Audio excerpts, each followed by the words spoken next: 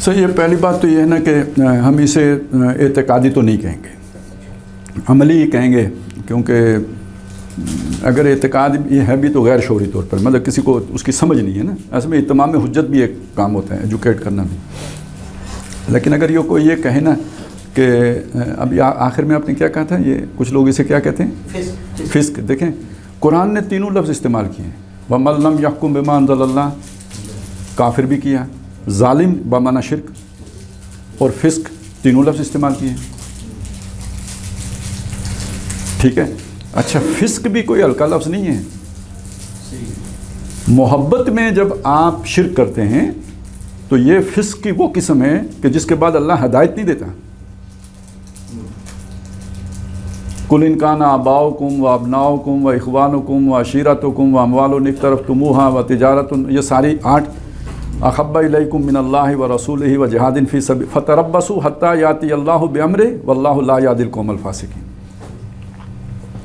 یہی بات ہوئی ہے جب انہوں نے قتال کرنے سے انکار کر دیا، اذهب أنت وَرَبُّكَ فَقَاتِلَا، تو حضرت موسیٰ علیہ السلام نے جو دعا مانگی اس میں بھی انہوں نے کہا کہ اللہ ہمیں ان فاسقوں سے علیحدہ کر دے۔ فَلَمَّا زَاغُوا أَزَاغَ اللَّهُ قُلُوبَهُمْ وَاللَّهُ لَا يَهْدِي الْقَوْمَ الْفَاسِقِينَ۔ تو فسق بھی کوئی، یہ انہوں نے جو اپنی تشریح کی ہوئی ہے نا وہی فقہ والی، اس میں وہ فسق کا لفظ بن جائے گا۔ اصول کی سطح پہ جا کے فسق تو شرک کے برابر ہے، اور اس کی نوست یہ ہے کہ اس کے بعد اللہ تعالیٰ ہدایت ہی نہیں دیتا۔ شیطان بھی فاسق ہی تھا۔ وَإِذْ قُلْنَا لِلْمَلَائِكَةِ اسْجُدُوا لِآدَمَ فَسَجَدُوا إِلَّا إِبْلِيسَ كَانَ مِنَ الْجِنِّ فَفَسَقَ عَنْ أَمْرِ رَبِّهِ۔ تو اس سطح پہ جا کے فاسق کوئی ہلکا لفظ نہیں ہے، اللہ کی رحمت سے ہی نکل جانے والا لفظ ہے۔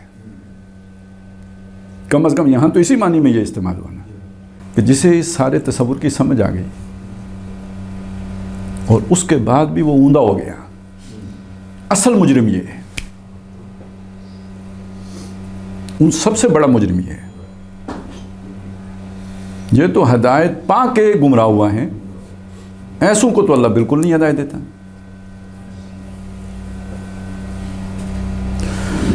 اور یہ اصل میں دین کا یہ والا جو تصور ہے نا، اس کا تقاضا یہ ہے کہ اس وقت کے معاشرے کو آپ اس سطح پہ دیکھیں جو مودودی صاحب نے بیان کیا نا، یہ قانونی مسلمان ہے، حقیقی مسلمان نہیں۔